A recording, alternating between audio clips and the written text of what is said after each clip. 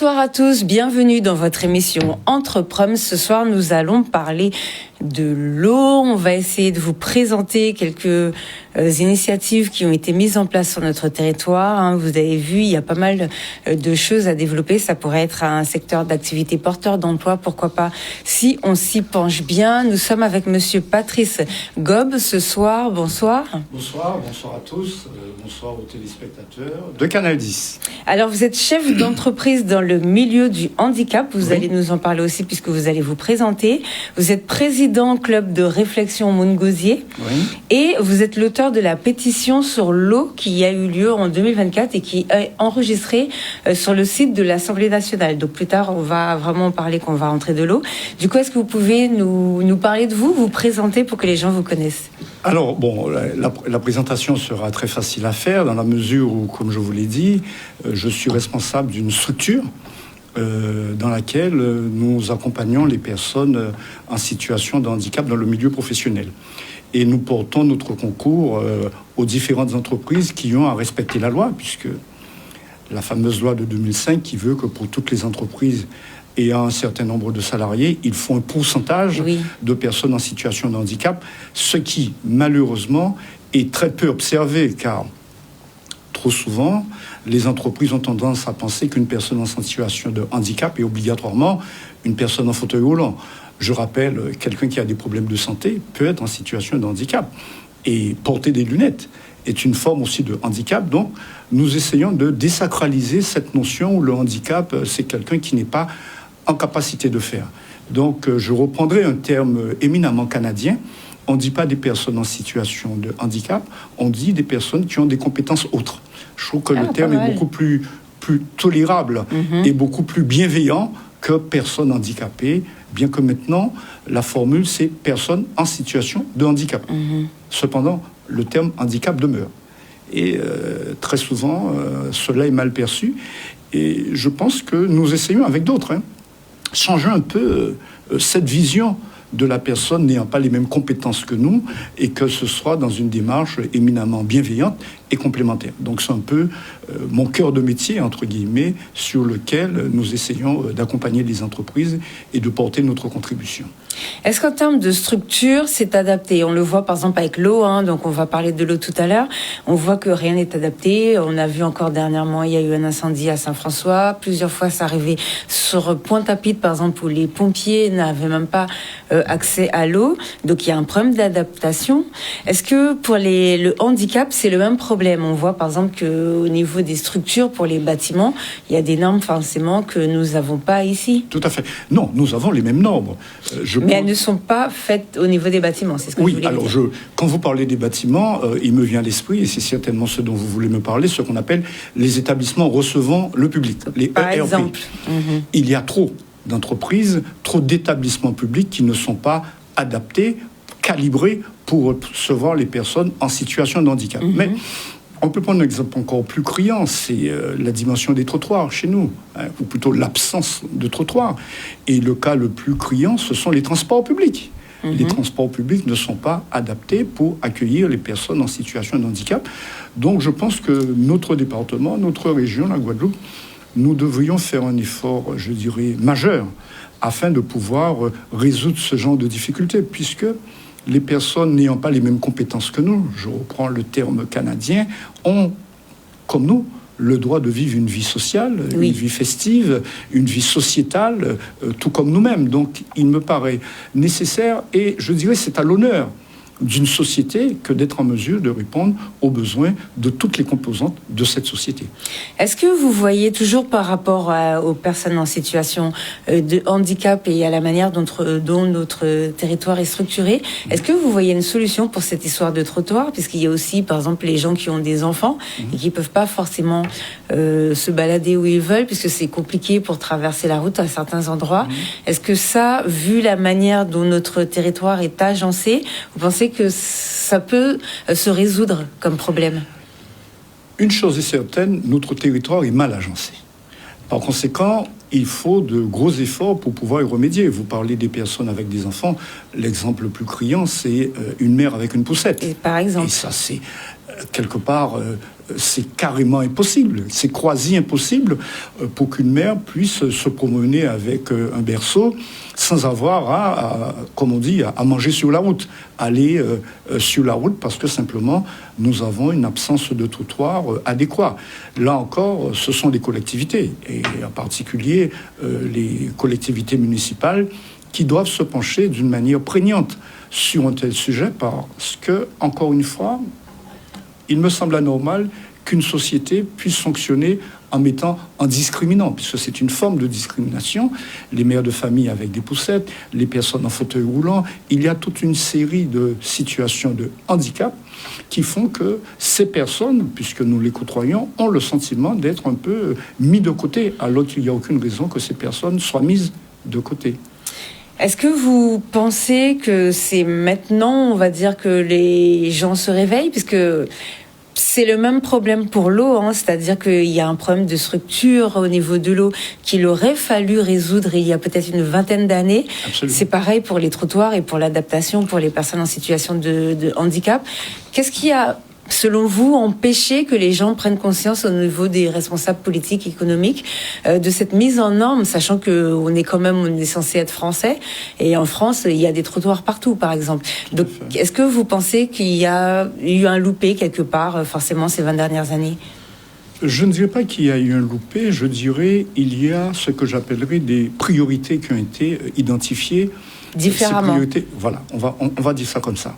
Cependant, aujourd'hui, nous sommes dans une situation où il va falloir remettre les choses à plat. Oui, parce que la population est vieillissante. Il va y avoir besoin de trottoirs. On voit déjà, par exemple, que les enfants vont à l'école beaucoup à pied. Donc, est-ce que ce ne serait pas peut-être un problème aussi dans l'avenir ? Je ne dirais pas que c'est un problème, je dirais que c'est une urgence aujourd'hui. Et vous avez parlé de population vieillissante. Je rappelle que dans 15 ans, on aura la population la plus vieille de France, c'est-à-dire nos départements. Et quand je dis notre département, je pense aussi à la Martinique. Par conséquent, il y a ce que j'appellerais une action prioritaire à flécher vers les personnes, ce qu'on appelle les seniors, en termes polis, pour ne pas dire les personnes âgées. Avec une telle population, il est tout à fait évident que les responsables politiques de demain... je pense à certaines réflexions que nous-mêmes nous menons dans notre mouvement, il faut que nous ayons à la fois des outils, des structures et des solutions qui répondent aux besoins de cette population qui sera de plus en plus importante. Donc, effectivement, par rapport à la France hexagonale, nous avons ce retard prégnant parce que nous avons d'autres priorités sociales, il faut le rappeler. Mais il y a un élément que nous autres responsables politiques devrions garder à l'esprit, c'est qu'aujourd'hui, il y a ce qu'on appelle les directives européennes.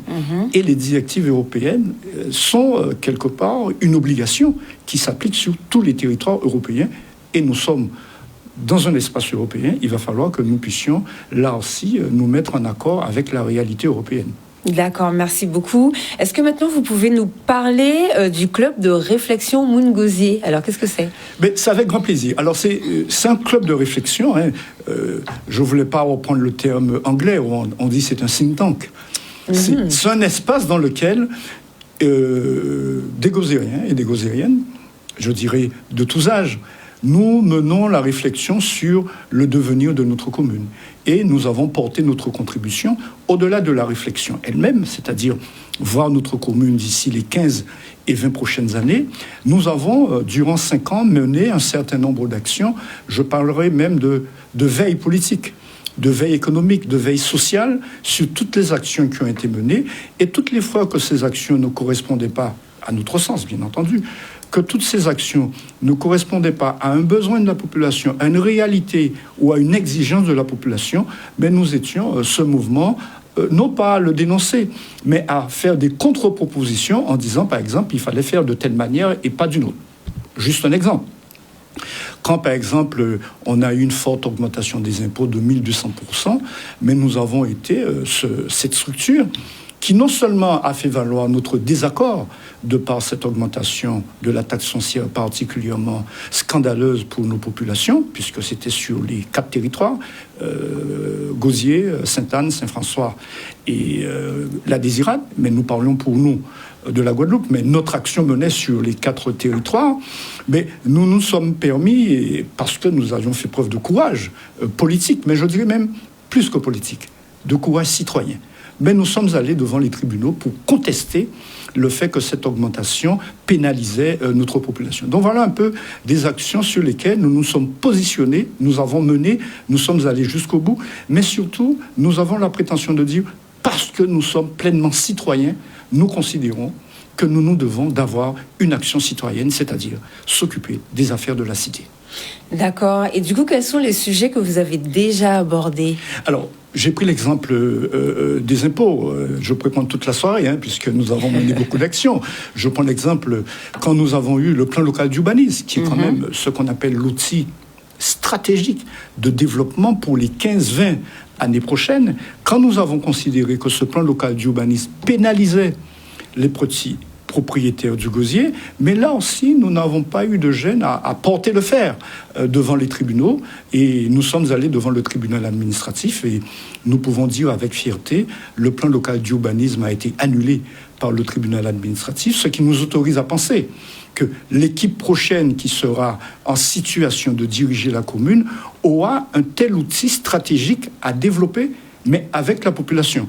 Et vous n'aurez pas de mal à comprendre que nous sommes persuadés que ce sera notre équipe qui sera amenée à porter ce débat avec la population pour que nous ayons un véritable plan local d'urbanisme correspondant à la population. Alors, c'est quoi un plan local d'urbanisme ? Je vous ai dit, c'est un outil stratégique de développement. Ça veut dire quoi ? C'est la réalité d'une commune. Vous changez le visage d'une commune avec un plan local d'urbanisme performant. Je prends un exemple.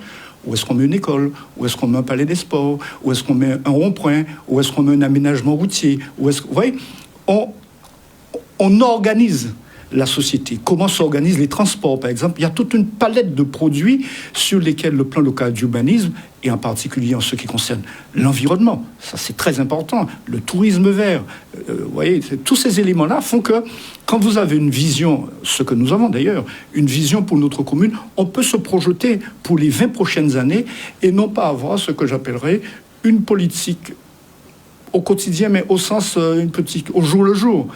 Et je prends l'exemple des personnes en situation de handicap.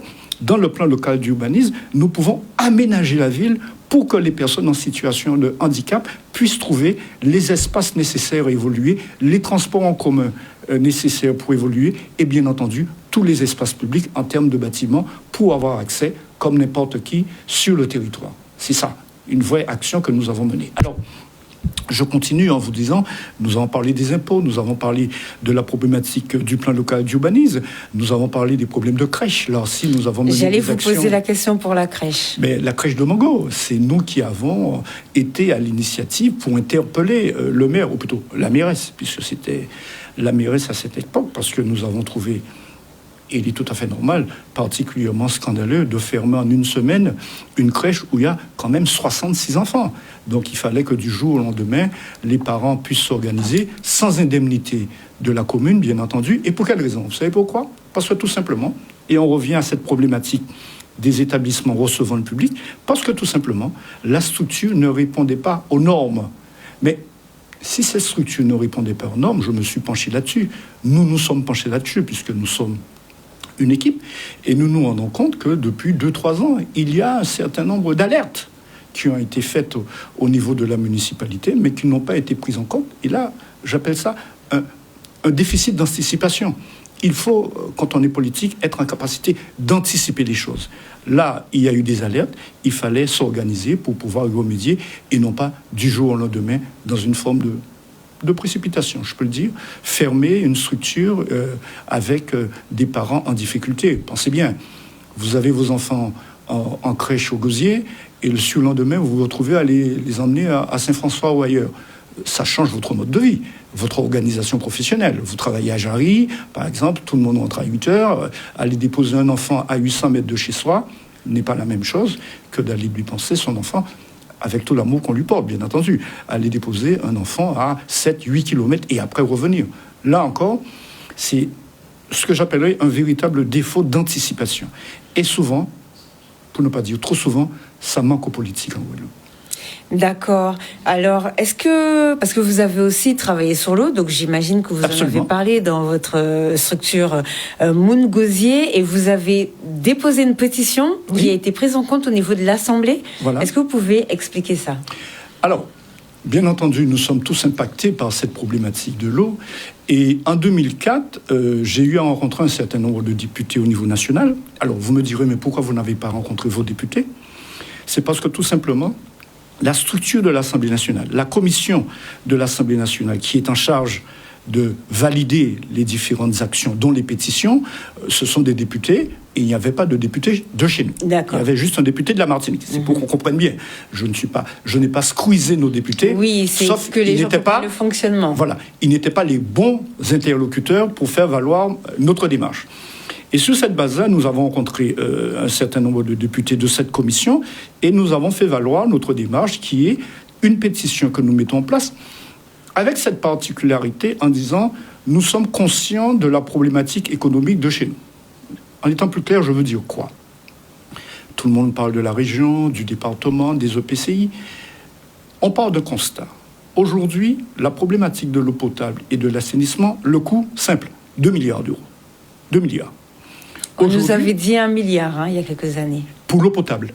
Mais j'ai dit eau potable et assainissement. Donc, eau potable, 1 milliard. Eau, assainissement, 1 milliard. Et il est évident que les deux vont de pair. D'accord ? Parce que je rappelle quand même, aujourd'hui, 80% des stations d'épuration sont hors normes. Oui, ça, c'est aussi un autre problème qui revient à la question que je demandais tout à l'heure par rapport à l'anticipation. Et qui va encore plus loin, puisqu'on parle d'anticipation. Il est démontré, selon des statistiques, d'ici 15 ou 20 ans, nous ne pourrons plus aller nous baigner. Vous voyez le handicap que cela pose pour une île dont la réputation première est le tourisme. Donc je continue. Sur cette base-là, nous faisons valoir notre pétition en disant la chose suivante. Devant le coût exorbitant, nous avons même appelé ça le plan hors sec, il faut que l'État intervienne. La collectivité régionale, le budget, c'est 1 milliard d'euros. La collectivité départementale, son budget, c'est 900 millions. Et comme vous le savez, la collectivité départementale est avant tout prioritaire sur ce qui est le social. Donc on ne peut pas mobiliser, ces deux collectivités ne peuvent pas mobiliser 2 milliards d'euros pour faire un tel investissement. Sachant que je précise que la région dépense quand même beaucoup d'argent pour l'eau pour les Guadeloupéens, alors que ce n'est pas sa compétence. Ce n'est pas de sa compétence. Beaucoup d'argent. Et puisque vous avez parlé du handicap tout à l'heure, si la région dépense beaucoup d'argent pour l'eau... Elle n'en a plus pour l'handicap. Non, même pas pour au-delà du handicap. Oui, mais elle n'en a pas pour autre chose. Le développement économique. Exactement, le développement alors économique. que c'est sa compétence. Et que c'est sa compétence première. Donc nous sommes dans ce que j'appellerais un chevauchement de compétences. Tout le monde fait tout, à force, tout le monde faisant tout, donc personne ne fait rien. La preuve, 30 ans après, nous en sommes toujours à la même problématique de l'eau. Donc je disais... 2 milliards d'euros, nous interpellons le gouvernement en disant « Oui, la compétence a été transférée aux collectivités, certes, mais il y a une loi qui veut que l'État est responsable devant la population. » L'État, puisqu'on se rappelle de la commission d'enquête qu'il y a eu avec un ancien préfet pour la chlordécone, donc l'État avait déjà caché l'état des tuyaux d'eau, ça a été révélé pendant la commission. Et où ça devient intéressant, notre démarche, donc nous faisons valoir cette démarche de demander à l'État d'intervenir, et la commission a trouvé notre démarche pertinente, et cette pétition a été inscrite sur le site de l'Assemblée nationale. Site de l'Assemblée nationale, le site du Sénat et le site du Conseil économique et social. Donc on a fait la trilogie, ce qui était quand même très, très intéressant. Et surtout que 3 mois après, le président de la République, comme tout le monde le sait, a dissous l'Assemblée nationale. Oui. Cependant, il y a quand même un élément intéressant, puisque au fur et à mesure de nos investigations, nous nous rendons compte que la Fédération internationale des droits humains, avec la Ligue des droits de l'homme, plus une association de Saint-François que je salue, la présidente, je crois que c'est Madame Cajoli, qu'elle m'excuse si je me trompe, ont déposé une réclamation devant le Conseil européen des droits sociaux pour dire la chose suivante. À cause de la problématique de l'eau potable et du chlordécone, il est tout à fait normal que la France, l'État français, intervienne parce que c'est un caractère régalien. Quand je dis régalien, au sens où l'éducation nationale, c'est régalien, la police, c'est régalien. Et que l'eau, en France, c'est le premier aliment qui est contrôlé. Exactement. Et considéré comme un bien public. Voilà, d'où la responsabilité de l'État. Lorsqu'ils ont demandé aux anciens préfets, ça a été révélé, comme je disais tout à l'heure, de ne pas révéler l'état des tuyaux pour les maires. Mais où ça devient, je ne dirais pas intéressant, parce que nous en souffrons, mais où ça devient inquiétant, c'est que, écoutez-moi bien, Donc cette plainte a été déposée devant le Conseil européen. Qu'est-ce que le Conseil européen des droits sociaux répond à la Fédération internationale des droits humains et à la Ligue des droits de l'homme ainsi que l'association de Saint-François? Nous ne pouvons pas vous donner une réponse parce que les départements d'outre-mer ne sont pas inscrits dans le cadre de cette réglementation pour la problématique de l'eau, du chlordécone, en un mot, des droits sociaux. Et vous savez pourquoi? Depuis 1962, les départements français ne sont pas inscrits dans la Charte européenne des droits sociaux. Et parce que nous ne sommes pas dans la Charte européenne des droits sociaux, l'Europe nous dit nous ne sommes pas habilités à demander à l'État d'intervenir sur le territoire, puisque, soyons clairs, à la lecture, ça sous-entend, mais vous n'êtes pas français. Oui, sachant qu'il y a des pays dans la Caraïbe qui ne sont pour le coup pas français et qui bénéficient quand même de certaines prérogatives européennes. Et où c'est grave, c'est que l'ONU a interpellé l'État français. Oui, pour l'eau. Pour l'eau. L'Europe a interpellé l'État français. Et je dirais même, la Constitution française, l'article 1er de la Constitution parle bien de l'égalité sur tout le territoire, quelle que soit la latitude. Et jusqu'à nouvel ordre, nous sommes sur le territoire national. Donc il y a ce que j'appellerais un jeu malsain et un jeu qui nous coûte cher, puisque la santé en pâtit.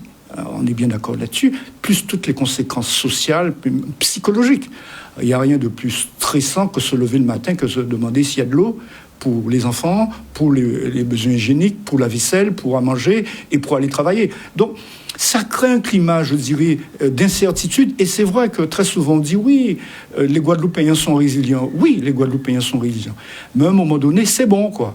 Et aujourd'hui, il faut absolument qu'il y ait des actions. Alors, on me répondra, oui, l'État, il y a 2 ans, a lancé un plan à 317 millions, avec le concours de la région, du département, l'Office de l'eau, mais 317 millions sur 4 ans. C'est pas 317 millions tout de suite, c'est 317 millions sur 4 ans. Sachant que visiblement, il faut 10 ans pour tout le circuit en entier. À supposer qu'on le fasse. 317 millions sur 4 ans, en divisant par 4, si j'ai bonne mémoire, ça fait à peu près 75 millions d'euros par an. Le compte n'y est pas, et le compte n'y sera jamais. Et on parle de l'eau depuis très longtemps, depuis trop longtemps. Et quand vous entendez la Cour des comptes, c'est même pas la Chambre régionale des comptes qui est chez nous, la Cour des comptes au niveau national, qui nous dit, à ce rythme des travaux, il faudra 200 ans pour qu'on ait de l'eau potable. Il faudra 200 ans, c'est écrit. Il y a une statistique qui est parue dans un journal de l'agriculture en 2007. Il était déjà écrit qu'au rythme des réparations des fuites d'eau et tout, il faudra 1 siècle et demi pour pouvoir réparer le réseau. C'est en 2007. Et en 2025, on m'apprend que ce n'est pas 1 siècle et demi, c'est 200 ans. Donc dans quelques années, qu'est-ce que ça va donner? Pour moi, il faut un saut majeur de l'État, un investissement majeur de l'État pour que ce problème, cette problématique de l'eau potable et de l'assainissement soit résolue. On ne pourra pas continuer à mettre de petites sommes comme ça dans notre petit coin, à faire nos petites affaires. Ça ne va pas résoudre la problématique. Alors, c'est vrai, trop souvent, il est demandé quels sont les responsables. Et effectivement, on a eu des pétitions, etc., contre le SMGEAG, bien entendu. Personnellement... Mais ils sont arrivés, j'ai envie de dire, presque une décennie après. Entre autres. Mais au-delà de ça, j'ai envie de dire, allons à l'essentiel. À supposer même que ces personnes soient condamnées, est-ce que ça mettra de l'eau dans votre robinet? Il faudrait peut-être que l'État fasse les travaux et qu'il se retourne contre les entreprises comme la Générale des Eaux. Et c'est pour ça, à Montgausier, nous avons dit, au lieu de rester dans des actions sectorielles, autant créer, alors on parle de régie, etc., etc. Je dis non. En l'état actuel des choses, la situation est trop grave. Il faut créer ce qu'on appelle un établissement public d'aménagement. C'est-à-dire drivé par le ministère de la Santé et le ministère de l'Outre-mer. Et là, on aura ce que j'appellerais, à mon sens, une action forte, fondamentale pour sortir de la situation. D'accord. Merci beaucoup. La suite, tout de suite après la pub, restez avec nous. Et je tiens à préciser, avant qu'on parte, bien évidemment, que l'État a les moyens, s'il veut, de le faire. Il le fait d'ailleurs dans beaucoup de pays qui ne sont pas, pour le coup, des pays nationaux. On revient juste après la pub.